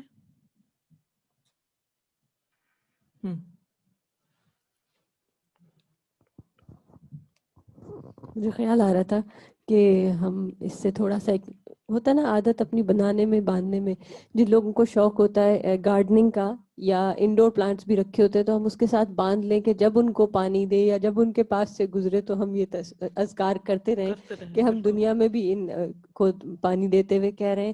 اور جیسے ایک دفعہ کلاس میں ہم نے پڑھا بھی تھا کہ ہر پودا جو ہے وہ بھی اللہ کی تسبیح کر رہا ہوتا ہے. تو انشاءاللہ اللہ سبحانہ تعالیٰ دنیا میں بھی سرسبزی دیں گے اور آخرت میں بھی. استاذہ یہاں پہ نا وہ ہوتی ہے ٹری پلانٹنگ ہوتی ہے, تو ہم لوگ الہدیٰ کی ٹیم بھی جاتی ہے. تو استاذہ جی وہ جیسے جتنے والنٹیئرس اس کے حساب سے انہوں نے رکھے ہوتے ہیں, ہر والنٹیئر کے لیے 3-3 4 تو کئی گھنٹوں کا پروجیکٹ ہوتا ہے وہ. جیسے اگر ایک ٹری جیسے ایک بندے کے 4 سر انہوں نے اگر رکھے ہیں. جی ہاں, اور یہاں تو بس آپ نے ایک کلمہ کہا, اور یہ اس لیول کا ٹری بھی نہیں ہے, اس میں سے یہ بھی نہیں پتا کہ کتنے گرو ہوں گے اور کتنے نہیں ہوں گے.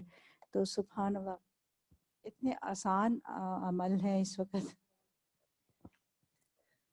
سزا جیسے ابھی یہ فال کا موسم آیا ہے تو بس دل جیسے باغ سا ہو جاتا ہے. جیسے باہر نکلتے ہیں نا, پتہ نہیں کیا چیز ہوتی ہے, جیسے کہ ایک خوشی کی لہر میرے دل میں سے گزر جاتی ہے. مجھے ایسا ہوتا ہے یہ پتہ نہیں کیا ٹونک مل گیا, ایک دم ایک درخت کا کوئی پتا بھی ایک دم کلرز جو دکھتے ہیں.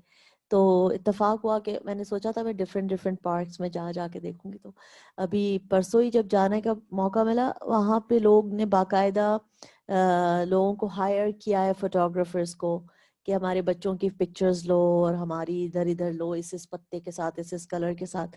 I was just thinking کہ ایمان تو نہیں ہے, وہ گورے ہیں سارے, نہ سبحان اللہ کہہ رہے ہیں کسی کلر کو دیکھ کے، نہ الحمدللہ کہہ رہے ہیں، بس ایک سپرفیشل خوشی ہے کہ کلرز کو انجوائے کر رہے ہیں. مگر ہم ایز اے مسلمان اگر وہاں جاتے ہیں تو ہمیں ایک ایک پتے پہ ایسا لگ رہا تھا کہ بس اللہ کی شان بیان کرتے کرتے ایسا لگ رہا تھا ختم ہو جائیں گے ورڈز یا منہ سوکھ جائے گا، مگر اللہ کی تعریف ختم نہیں ہو رہی تھی، کیونکہ سازا ہر پتے میں ایک الگ بیوٹی تھی. کسی میں پتہ نہیں ابھرے ہوئے وہ لائنیں آ رہی ہیں، کسی کے کلرز کی اتنی ویرائٹی ہے، sheds of yellow, sheds of orange, sheds of green, and I was feeling like یہ کیا ہے، یہ جیسے جنت کا ٹکڑا نیچے آ گیا ہو. ایک دم سے دل میں وہ آتا ہے. مگر پھر تسبیح کرنے کا دل کرتا ہے. بالکل. مگر most people were not doing تسبیح، they were just like having like اپنے فن کر رہے. سبحان اللہ العظیم و بحمدہ کہنے سے جنت میں درخت لگنا. جابر بن عبداللہ کہتے ہیں نبی صلی اللہ علیہ وسلم نے فرمایا جو شخص سبحان اللہ العظیم و بحمدہ کہے گا اس کے لیے جنت میں کھجور کا ایک درخت لگایا جائے گا. پھر مریض کی عیادت کرنے پر جنت میں باغ ملنا. باغ. حضرت علی رضی اللہ عنہ کہتے ہیں کہ جو شخص شام کے وقت کسی مریض کی عیادت کے لیے نکلتا ہے تو اس کے ساتھ 70,000 فرشتے بھی نکلتے ہیں جو اس کے لیے صبح تک بخشش طلب کرتے رہتے ہیں، اور جنت میں اسے ایک باغ بھی حاصل ہوگا. اور جو صبح کے وقت اس کی عیادت کے لیے نکلے تو اس کے ساتھ 70,000 فرشتے بھی نکلتے ہیں جو اس کے لیے شام تک بخشش طلب کرتے رہتے ہیں، اور جنت میں اسے ایک باغ بھی حاصل ہوگا. پھر جنت کا سایہ. جنت کے سائے گھنے ہوں گے. سورۃ یاسین میں آتا ہے إن أصحاب الجنة اليوم في شغل فاكهون هم وأزواجهم في ظلال على الأرائك متكئون. ہمیشہ رہنے والے سائے ہوں گے. سورۃ الرعد میں آتا ہے مثل الجنة التي وعد المتقون تجري من تحتها الأنهار أكلها دائم وظلها تلك عقبى الذين اتقوا وعقبى الكافرين النار. اس جنت کی صفت جس کا متقی لوگوں سے وعدہ کیا گیا ہے یہ ہے کہ اس کے نیچے سے نہریں بہہ رہی ہیں، اس کا پھل ہمیشہ رہنے والا ہے، اس کا پھل ہمیشہ رہنے والا ہے، اور اس کا سایہ بھی ہمیشہ. یہ ان لوگوں کا انجام ہے جو متقی بنے، اور کافروں کا انجام آگ ہے. اور سورۃ یاسین کی آیت کا ترجمہ ہے بے شک جنت کے رہنے والے آج ایک شغل میں خوش ہیں، وہ اور ان کی بیویاں گھنے سایوں میں تختوں پر تکیے لگائے ہوئے بیٹھے ہیں. پھر جنت کے پھلوں کے بارے میں آتا ہے کہ جنت کے پھل بے شمار ہیں. سورۃ زخرف میں ہے لكم فيها فاكهة كثيرة منها تأكلون. تمہارے لیے اس میں بہت سے میوے ہیں جن سے تم کھاتے ہو. من پسند پھل ہوں گے. سورۃ الواقعہ میں آتا ہے وفاكهة مما يتخيرون. وہ پھل کبھی ختم نہ ہونے والے ہوں گے. سورۃ الواقعہ میں ہے وفاكهة كثيرة لا مقطوعة ولا ممنوعة. اور بافرات پھل ہوں گے جو کبھی ختم نہ ہوں گے اور نہ کبھی روکے جائیں گے. اور یہ پھل وہ ہوں گے جیسے پچھلی آیت میں آتا ہے سورۃ الواقعہ کی، انہیں وہ پھل کھانے کو ملیں گے جو وہ پسند کریں گے. مما یتخیرون، من پسند پھل ہوں گے. پھلوں کی بھی مختلف اقسام ہوں گی. سورۃ الرحمن میں ہے فيهما من كل فاكهة زوجان. ان دونوں میں ہر پھل کی 2 قسمیں ہیں. سورۃ الرحمن میں کھجور اور انار کے درختوں کے بارے میں ہے فيهما فاكهة ونخل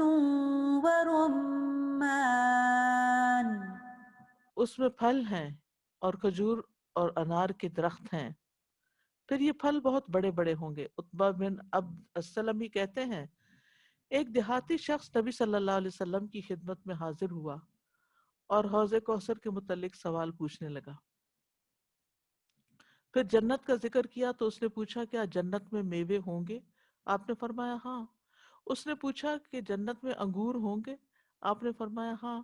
اس نے پوچھا اس کے خوشوں کی موٹائی کتنی ہوگی؟ آپ نے فرمایا چتکبرے کوے کی 1 مہینے کی مسلسل مسافت جس میں وہ رکے نہیں.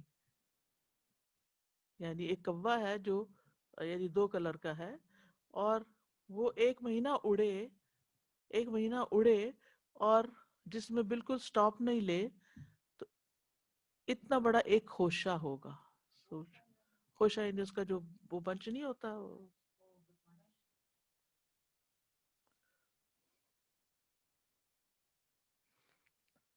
اس نے پوچھا ایک دانے کی موٹائی کتنی ہوگی؟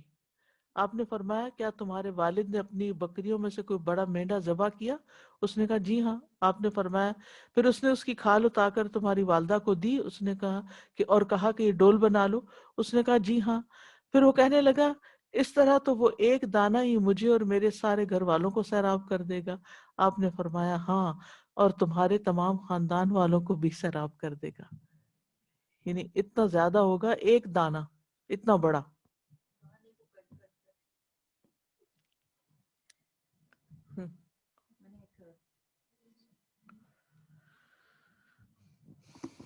ایک میں نے ریسرچ کی تھی اس کے اندر وہ مجھے یاد آ گئی ابھی ایک دم سے سارا پڑھ کر کہ 3 چیزیں ہوتی ہیں جو دنیا میں بہت زیادہ جس کے پیچھے لوگ بھاگتے ہیں. ایک بیوٹی ہوتی ہے, کوالٹی ہوتی ہے اور ایک ریالٹی ہوتی ہے.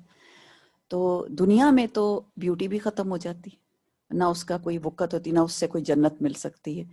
یا کوالٹی ہوتی ہے جیسے یہ ہر چیز کی, آپ جیسے انگور کی کوالٹی, اس کا پھل, اس کی کیا کوالیفیکیشن, بندہ ہے تو اس کی کیا کوالیفیکیشن ہے, اس نے کیا پڑھا ہے, اس نے کیا کیا. لیکن جو ریالٹی ہوتی ہے وہ باقی رہتی ہے. لیکن یہاں پر جنت کے لیے بیوٹی بھی ہے, کوالٹی بھی ہے اور ریالٹی بھی, اور کبھی ختم نہیں ہوگی, کبھی ختم ہونے والی. جنت کے خوشے کے سائز کے بارے میں آپ نے فرمایا میں نے جنت دیکھی تو اس میں سے ایک خوشہ لینا چاہا, اگر میں لے لیتا تو اس وقت تک تم اسے کھاتے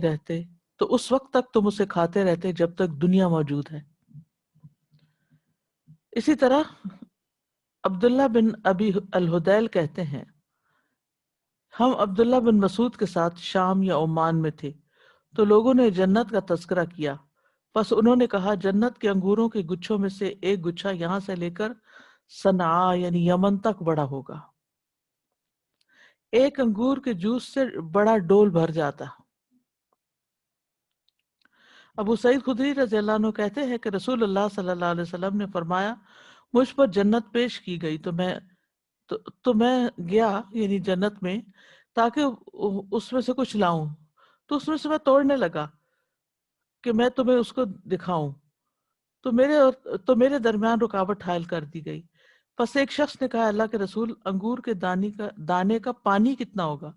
آپ نے فرمایا کہ سب سے بڑے ڈول کے برابر جو تمہاری ماں نے کبھی بنایا ہو. اس سے پتہ چلتا ہے کہ عورتیں چلائی وغیرہ کا کام کرتی تھی. تو پچھلی روایت میں بھی عورت کا ذکر ہے, یہاں بھی. پھر جھکے ہوئے پھل ہوں گے, سورۃ الحاقہ میں آتا ہے قطوفها دانیہ. اس کے پھلوں کے گچھے جھک رہے ہوں گے. ابو العالیہ کہتے ہیں قطوفہا کا مطلب یہ ہے کہ جنت کے میوے ایسے نزدیک ہوں گے کہ جنتی جس طرح چاہیں گے ان کو توڑ سکیں گے. دانیت ان کا مطلب بھی نزدیک ہونا ہے. پھر بغیر گٹلی کے میٹھے اور نرم پھل ہوں گے. ابن عباس کہتے ہیں کہ جنت کی کھجوروں کے تنے سب زمرد کے ہیں اور کھجور کی ٹہنیوں کا ابتدائی حصہ سرخ سونے کا ہے. سبحان اللہ.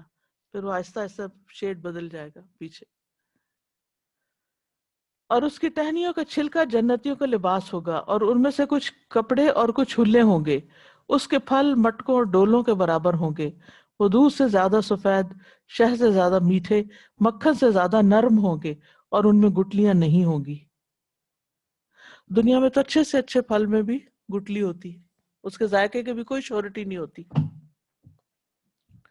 ٹہنیاں از خود جھک رہی ہوں گی سورۃ الانسان میں فرمایا وَدَانِيَةً عَلَيْهِمْ ظِلَالُهَا وَذُلِّلَتْ قُطُوفُهَا تَذْلِيلًا، اور اس کے سائے ان پر جھکے ہوئے ہوں گے اور اس کے خوشے تابع کر دیے جائیں گے، خوب تابع کیا جانا، یعنی انہیں کھانے سے منع نہیں کیا جائے گا بلکہ ٹہنیاں خود بخود ان کی طرف جھک آئیں گی، کوئی رکاوٹ نہیں ہوگی، اٹھتے بیٹھتے لیٹتے ہوئے کھانا کھایا جا سکتا ہے، یعنی جو بھی کھانا ہو کھا سکتے ہیں۔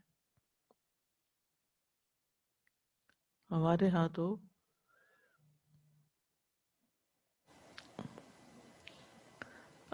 ان دنیا میں تو آپ دیکھیے نا کہ یہ ساری چیزیں یہ سب کی اجازت بھی نہیں ہے کہ آپ کھڑے ہو کے کھائیں یا لیٹ کے کھائیں۔ براء ابن عازب کہتے ہیں اللہ تعالیٰ کے اس فرمان کے بارے میں وَذُلِّلَتْ قُطُوفُهَا تَذْلِيلًا، اور اس کے خوشے تابع کر دیے جائیں گے، خوب تابع کیا جانا، کہ جنتی لوگ جنت کے پھلوں اور میووں میں سے اٹھتے بیٹھتے اور لیٹے ہوئے کھاتے رہیں گے۔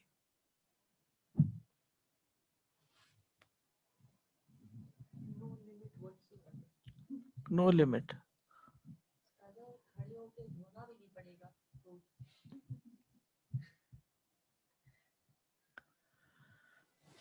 سبحانک اللہم وبحمدک اشہد ان لا الہ الا انت استغفرک واتوب الیک۔ اللہم انا نسألک الجنہ۔ اللهم صل على محمد وعلى آل محمد كما صليت على إبراهيم وعلى آل إبراهيم إنك حميد مجيد۔ اللهم بارك على محمد وعلى آل محمد كما باركت على إبراهيم وعلى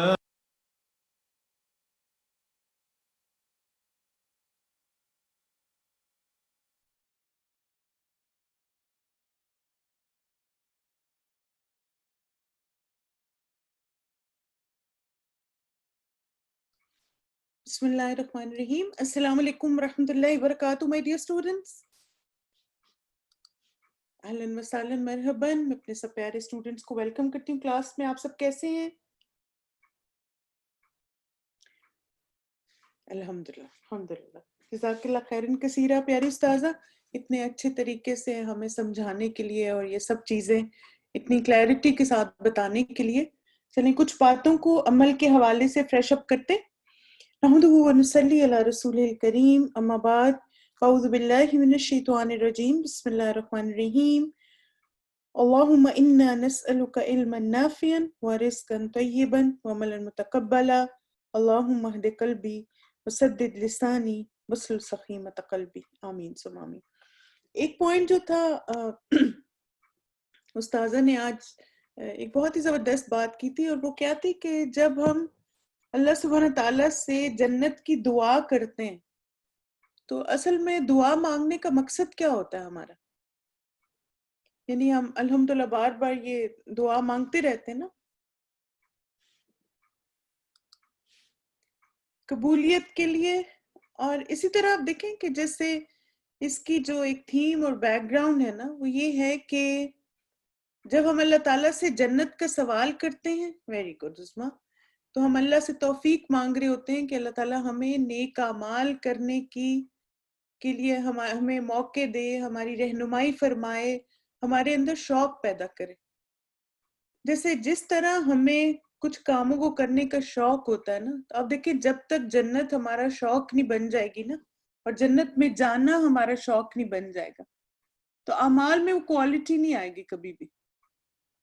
کیونکہ مسلسل ہمارے ساتھ نا زندگی میں یہی ہوتا رہتا ہے کہ ہم نا اپنی زندگی میں دو راستے ہر وقت دیکھ رہے ہوتے ہیں۔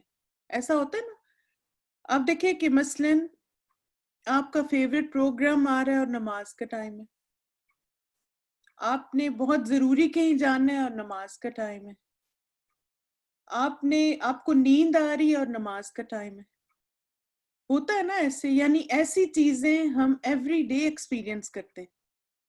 تو اس وقت کون سی چیز ہے جو ہمیں صراط مستقیم پہ رکھتی ہے یا ہمیں اس طرف لے کر جاتی ہے کہ ہمیں اس وقت اس کام کو کرنا پرائرٹی بنانا چاہیے، اور انشاءاللہ اللہ برکت دیں گے، دوسرا کام بھی ہو جائے گا. جیسے آپ دیکھیں آپ نے کہیں جانا ہے تو آپ بعض دفعہ ہوتا ہے کہ اپوائنٹمنٹ ہوتی ہے، ایسے ہی ہوتا ہے، اور آپ کہتے ہیں کہ چلو میں ایسے کرتی ہوں، فرض پڑھ کے چلی جاتی ہوں، سنت واپس آ کے پڑھ لوں. پھر اسی طرح نیند آ رہی ہے، پھر آپ کیا سوچتے ہیں؟ جیسے میں نے اس دن بھی ایک بات شیئر کی تھی نا آپ سے کہ مثلا جب ہم مر جائیں گے پھر تو سونا ہی ہے نا ہم نے، پھر اور کیا کرنا ہے قبر میں؟ تو پھر فار لانگ سو ہی رہیں گے. تو جب بھی کبھی نماز میں اس وجہ سے سستی ہو کہ آپ کو نیند آ رہی ہے، تو اپنے آپ کو اس بات کی یاد دہانی دیا کریں. اور پھر آپ دیکھیں کہ جب بھی ہم یہ پک اینڈ چوز کرنا سیکھ جائیں گے نا کہ اس وقت میری پرائرٹی کیا ہے، تو ساتھ ہی ہمارے اعمال کی اصلاح شروع ہو جاتی ہے، ساتھ ہی ہم ایک مختلف طرح کے انسان بننا شروع ہو جاتے ہیں. یعنی جب ہماری پرائرٹیز چینج ہوتی ہے نا تو سب سے زیادہ آپ کو ایک جو چیز آپ کے اندر چینج آتی ہے بہت میجر، وہ ہوتا ہے آپ کی تھنکنگ. کیونکہ آپ دیکھیں مینلی تو ہمیں اپنی سوچ کو صحیح کرنا ہے نا. جیسے ایک کتاب بھی ہے نا کہ بدلو سوچ اور بدلو زندگی، تو اس کتاب میں نا مینلی انہوں نے یہی ساری باتیں ڈسکس کی ہوئی ہیں کہ انسان کی سوچ میں کتنی زیادہ پاور ہے اور کتنی زیادہ اس کے اندر ایک جس کو آپ کہتے ہیں کہ اللہ تعالیٰ نے ایک صلاحیت انسان کے دماغ کو دی ہے کہ جب ہم کچھ کرنے کی ٹھان لیتے ہیں تو پھر ہمیں کوئی روک نہیں سکتا. جیسے نا مجھے ابھی ایک وہ یاد ہے کہ کسی نے شیئر کیا تھا اپنے لیکچر میں کہ بلوچستان میں نا ایک گاؤں ہے، اور وہاں پر جیسے چور کو پکڑنے کے لیے وہ ان کو انگاروں پہ جلاتے ہیں، اور جو چور ہوتا ہے نا اس کے پاؤں جل جاتے ہیں، اور جو چور نہیں ہوتا اس کے پاؤں نہیں جلتے. تو پھر وہ جو شیئر کر رہے تھے وہ خود نیورولوجسٹ ہیں، تو انہوں نے کہا کہ میں نے اس پہ کافی سوچا کہ یہ کیسے ہو سکتا ہے کہ سکن جو ہے وہ کوئلے کو لگ رہی ہے لیکن جل نہیں رہی. تو انہوں نے کہا کہ پھر میں نے یہ ریئلائز کیا کہ اللہ تعالیٰ نے انسانی برین کو یہ ایبلٹی دی ہے کہ جب ہماری یقین کی قوت بڑھ جاتی ہے تو ہمارا ہیلنگ پروسیس سیکنڈز میں ہوتا ہے.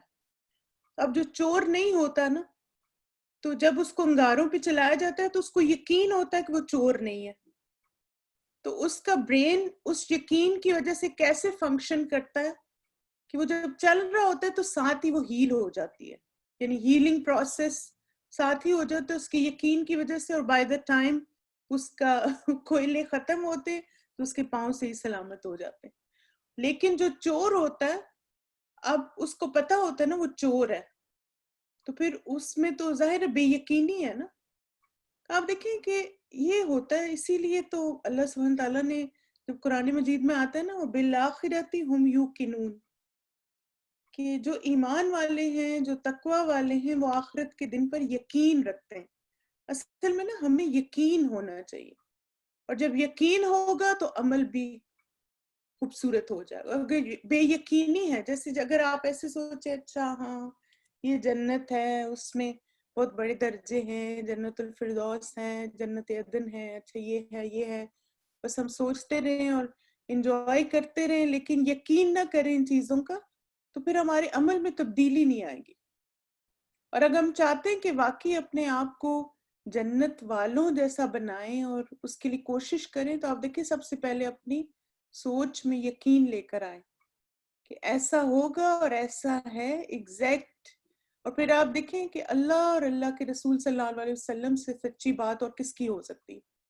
انہوں نے جو بھی باتیں کہی وہ سچ ہیں، حق ہیں، اور ایسا ہوگا. جیسے مجھے نا ایک دعا آپ سب نے بھی سنی ہوگی نا، انت الحق ووعدک الحق ولقاؤک حق والجنت حق، سنی نہیں نا آپ نے دعا یہ تہجد کے وقت جو پڑھتے ہیں. اب دیکھیں کہ ایسا کیوں ہے کہ تہجد کے وقت یہ دعا جو ہے وہ ایسی کروائی جا رہی ہے, یا ایسی دعا اللہ کے رسول کرتے تھے جو کہ یقین کو بڑھائے. تو اب آپ دیکھیں کہ یہ بار بار کہنا کہ یہ بھی حق ہے, یعنی حق کا مطلب ہے نا سچ ہے, یہ ہونے والا ہے. تو اصل میں تو یقین کی کیفیت اور یقین کی ریپیٹیشن ہے نا اس میں.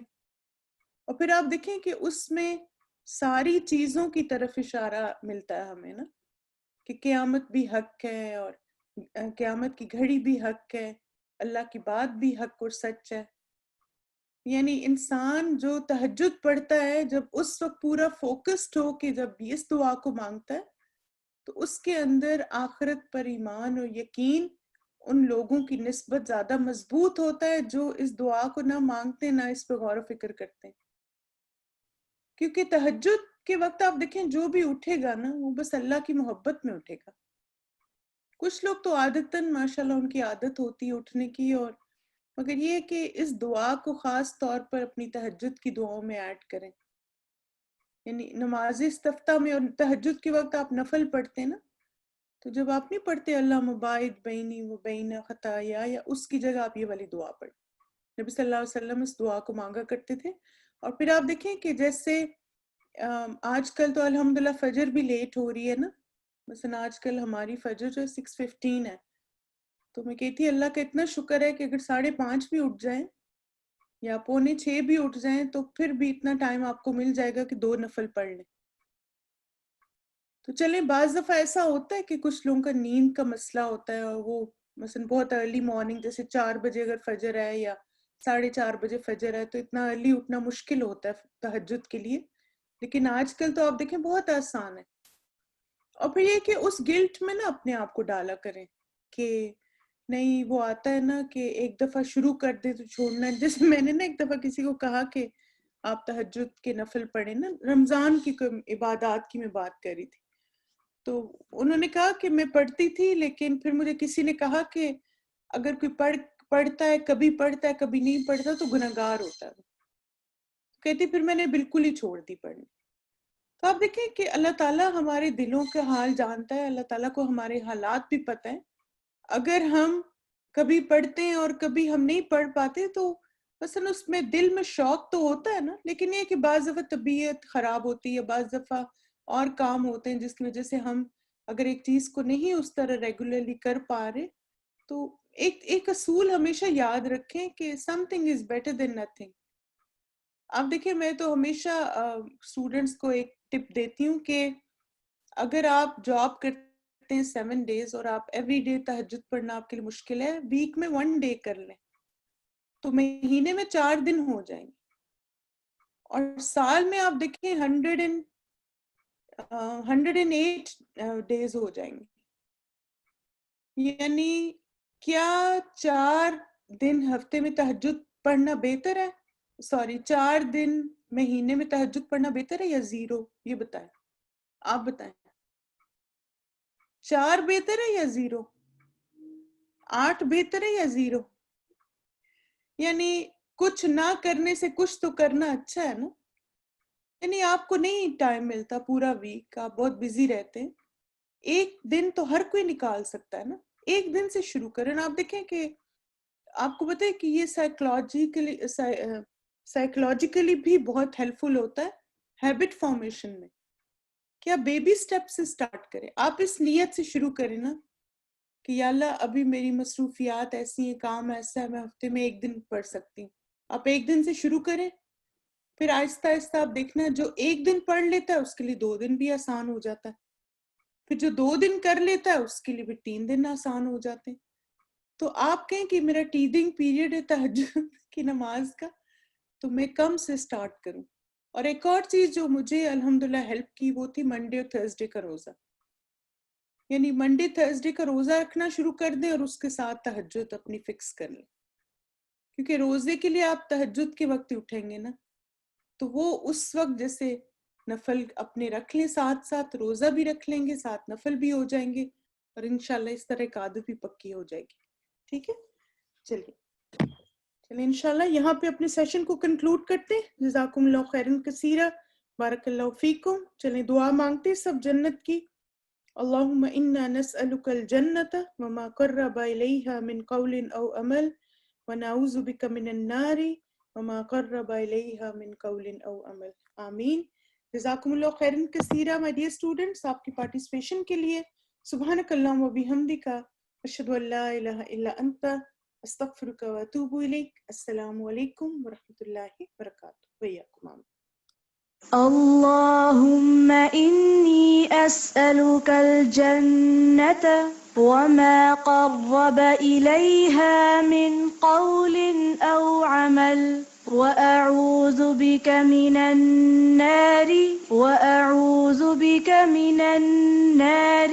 وما قرب إليها من قول أو عمل وأسألك أن تجعل كل قضاء قضيته لي خيرا